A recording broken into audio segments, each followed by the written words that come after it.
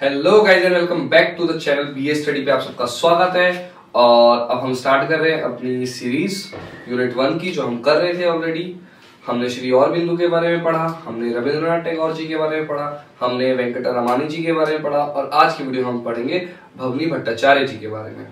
तो जो अगर आपने वीडियोस नहीं देखी श्री औरबिंदु, रविंद्रनाथ टैगोर और वेंकटरमणी के बारे में, तो आप जाइए और हमारे चैनल को सर्च कीजिए और वहां पे आप उनकी वीडियोस देख सकते हैं, जो कि इम्पोर्टेंट है। और अब हम बात करेंगे भवनी भट्टाचार्य जी के बारे में। तो let's get energy and start. सबसे पहले तो जैसे मैंने पैटर्न बताया आपको, पैटर्न क्या है? पैटर्न है कि भाई हम पहले उनके बारे में इंट्रोडक्शन पढ़ रहे हैं, कोई भी हस्ती है उनकी इंट्रोडक्शन, उनका कॉन्ट्रीब्यूशन और उनका फेमस वर्क, और हम उसको सिर्फ इस पॉइंटर्स में लिख रहे हैं कि हम आपको इजी से इजी दे पाए। आप बस सुनो, पॉइंटर्स लिखो और उसको एक्सप्लेन करके आ जाओ, यू गेट द मार्क्स। ठीक है, you will get the marks. तो चलिए स्टार्ट करते हैं। सबसे पहले इंट्रोडक्शन। जो भवनी भट्टाचार्य जी हैं, भागलपुर में 10 नवंबर 1906 को जन्म लिए। उसके बाद क्या हुआ, गेंड बैचलर्स डिग्री। इन्होंने जो अपनी बैचलर की डिग्री है, वो बैचलर की डिग्री इन्होंने पटना यूनिवर्सिटी से ली। कहां से ली? पटना यूनिवर्सिटी। जैसे कि वो भागलपुर से हैं तो बिहार से हैं, तो वो जो पढ़ाई करेंगे कहां से करेंगे? पटना यूनिवर्सिटी से इन्होंने कहां से ली? अपनी बैचलर्स की डिग्री ली। और जो उन्होंने अपनी मास्टर्स कंप्लीट करी 1931 में, 1931 में इन्होंने अपनी मास्टर्स कंप्लीट करी। और उन्होंने जो डॉक्टरेट की डिग्री है, डॉक्टरेट की डिग्री वो उन्होंने लंदन से ली 1934 में। तो यानी कि भवनी भट्टाचार्य जी 10 नवंबर 1906 में पैदा हुए, जन्म लिए भागलपुर में।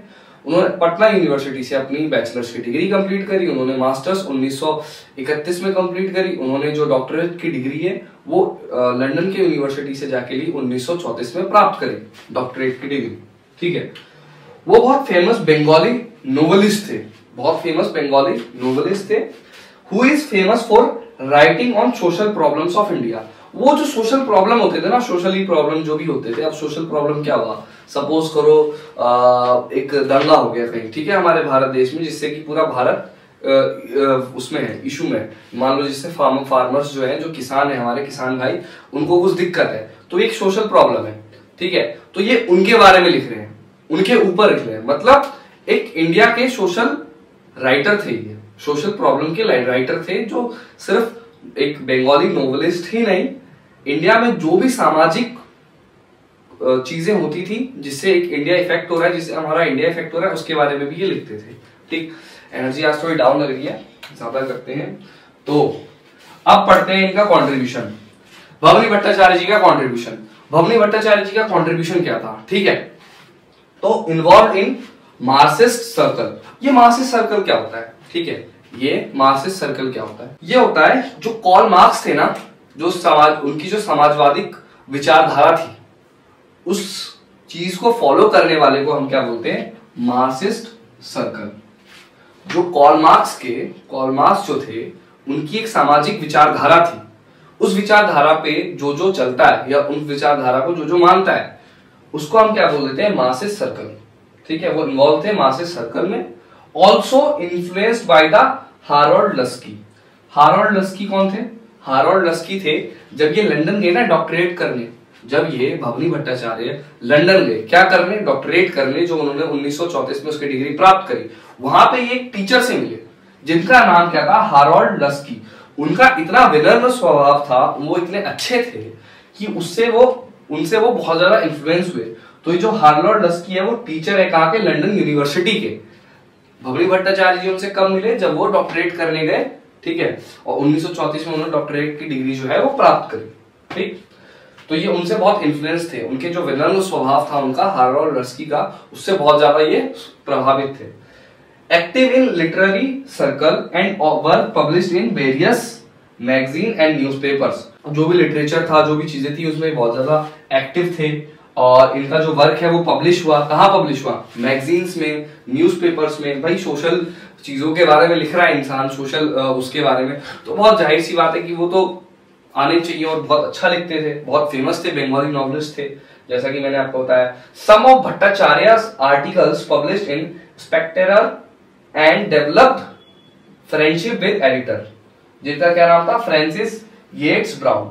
देखो, इसका तात्पर्य यही है कि एक स्पेक्ट्रर करके ना एक मैगजीन होता था, वहां पे इनके जो कुछ आर्टिकल्स थे वो इतने अच्छे थे कि वहां पे भी पब्लिश हो गए और ये भेजते ही रहते थे। अब स्पेक्ट्रर वालों को अच्छी लगी कि जो ये लिख रहे थे ना उनकी लिखावट, तो बार बार ना एडिटर से मिलना जुलना होता रहता था। जो एडिटर था उनका नाम क्या था, फ्रांसिस येट्स ब्राउन। उनसे ना इनकी फ्रेंडशिप हो गई बहुत अच्छी, उनसे इनकी फ्रेंडशिप हो गई बहुत अच्छी। भट्टाचार्य ने उसी दौरान जो हो रहा था, ये हो रहा था, बहुत नाम कमा रहे थे भट्टाचार्य जी, तो उसी दौरान ये किनसे मिले, ये उसी दौरान मिले रविंद्रनाथ टैगोर जी से। ये भी मिले रविंद्रनाथ टैगोर जी से।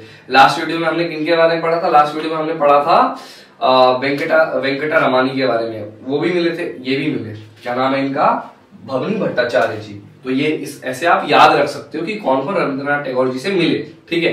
भवनी भट्टाचार्य जी थे, वो किनसे मिले, रविंद्रनाथ टैगोर जी से, और उन्होंने ट्रांसलेट करी टैगोर जी की पोयम जिसका नाम था the golden boat into English in 1930। मतलब जब ये स्पेक्ट्रर के लिए वो लिख रहे थे, क्या जो स्पेक्ट्रर इनका जो पब्लिश कर रहा था, इनके स्पीचेस वगैरह, इनके सोशल जो सारी चीजें लिख रहे थे, तो एडिटर से तो दोस्ती हुई, रविंद्रनाथ टैगोर इनको मिले।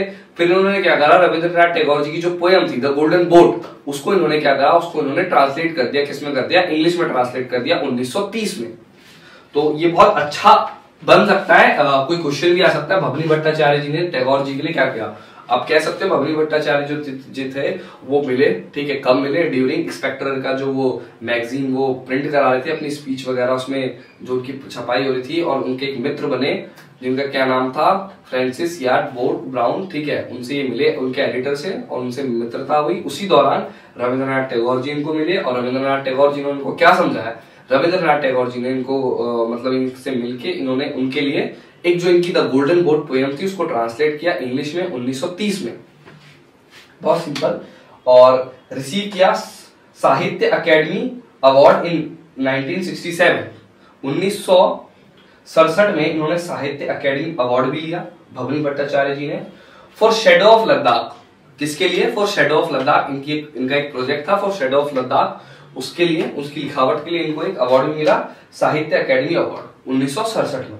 तो इनको अवार्ड के बारे में इनका पता चल गया, ठीक है। तो अब हम पढ़ते हैं भवनी भट्टाचार्य जी के फेमस वर्क, इन्होंने क्या क्या फेमस वर्क करे, ठीक है। इनके जो फेमस वर्क थे वो पहला क्या था, पहला था सो मेनी हंगर्स 1947 में आई, गांधी द राइटर 1969 में आई, अ ड्रीम इन अ हवाई 1978 में आई, म्यूजिक फॉर मोहिनी 1964 में आई। इनके 4 मेजर प्रोजेक्ट्स थे, फेमस वर्क थे, ठीक है। अब आइए हम कंक्लूजन देखते हैं स्टोरी टेलिंग में, जो हम हर बार लास्ट में समझते हैं उस वे में समझते हैं। तो हम बात करें भवनी भट्टाचार्य जी के बारे में। भवनी भट्टाचार्य जी कौन थे, भवनी भट्टाचार्य जी का 10 नवंबर 1906 में इनका जन्म हुआ भागलपुर बिहार डिस्ट्रिक्ट में, ठीक है। उसके बाद जो इन्होंने अपनी बैचलर्स की डिग्री है वो कंप्लीट करी पटना यूनिवर्सिटी से। इन्होंने जो अपना मास्टर्स किया वो करा 1931 में। जो इन्होंने अपनी डॉक्टरेट की डिग्री कंप्लीट करी वो करी 1934 में लंदन के यूनिवर्सिटी से। उसी लंदन यूनिवर्सिटी में इनको एक बहुत प्रभावित टीचर मिले, जिनकी कैरेक्टर से, जिनके चीजों से ये बहुत ही ज्यादा प्रभावित हुए, बहुत ही ज्यादा इन्फ्लुएंस्ड हुए। उनका नाम था हार्लॉर्ड लस्की, वो लंदन यूनिवर्सिटी के एक टीचर थे, ठीक है। ये एक मार्क्सिस्ट सर्कल को भी फॉलो करते थे, जो कार्ल मार्क्स ने जो एक मार्क्सिस्ट सर्कल दिया है, एक विचारधारा दिया है, समाजवादी विचारधारा, उनको ये फॉलो करते हैं, ठीक है। और ये एक बहुत बड़े बंगाली नोवेलिस्ट थे, इंडिया के सोशल प्रॉब्लम्स के ऊपर लिखते थे, ठीक है। यहां तक हमें समझ में आ रहा है। अब इनका जो कुछ 1-2 वर्क थे हम वो भी देख लेते हैं। ये उनसे मिले रविंद्रनाथ टैगोर जी से। टैगोर जी की जो पोयम थी द गोल्डन बोट, उसको इन्होंने इंग्लिश में ट्रांसलेट करा 1930 में।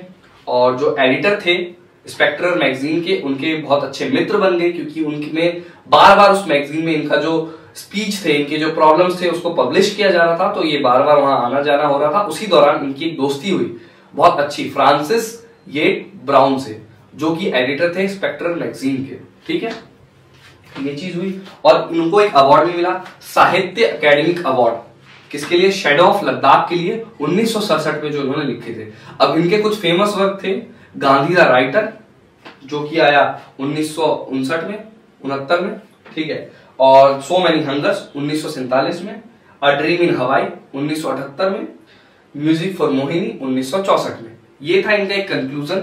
अगर आप चाहो तो इसका स्क्रीनशॉट ले लो, मैं हट जाता हूं। आप इसका स्क्रीनशॉट ले लो, इसको अच्छे से लिख लो, इसके अलावा कुछ नहीं आएगा। मैंने आपको बोला था इसका एक पैटर्न है। पैटर्न क्या है? Introduction, contribution, famous work. Introduction, contribution, famous work. Introduction, contribution, famous work. आप हर जो भी लोग हैं ये जिनके भी बारे में हम पढ़ रहे हैं, बायोग्राफी के बारे में, आप इनके बारे में यही 3 चीजें पढ़िए अच्छे से। जैसे मैं पॉइंटर से समझा रहा हूं उसको समझिए, पॉइंटर्स लिखिए और पॉइंटर्स को अच्छे से एक्सप्लेन करके आइए। बट याद रखिए आप 1971 ये जो भी ये सन आ रहे हैं ना जब इन्होंने वर्क करा, वो जरूर लिखें। उससे क्या होता है ना, उससे टीचर को ऐसा लगता है कि आप अच्छा लिख रहे हो, आप पढ़ के आए हो। तो जब आप ऐसे लिखोगे तो आपको मार्क्स वगैरह ज्यादा मिलेंगे, बहुत ऑब्वियस सी बात है। और उसको थोड़ा हाईलाइट करके लिखो, जैसे मैंने बोर्ड पे भी लिख रखा, हाईलाइट करके आपको अच्छे मार्क्स मिल जाएंगे। तब तक के लिए बने रहिए यार, चैनल को लाइक शेयर सब्सक्राइब करिए, ज्यादा से ज्यादा प्यार दीजिए। हम आपके लिए और भी कुछ अच्छा लाने की सोच रहे हैं और उस पर मेहनत चल रही है ऑलरेडी, जैसे मैंने लास्ट वीडियोस में आपको बता रखा है। तब तक के लिए यार लाइक करें, शेयर करें, सब्सक्राइब करें इस चैनल को, और बहुत सारा प्यार। और अगली वीडियो में हम मिलते हैं इसी तरह। चलिए बाय बाय।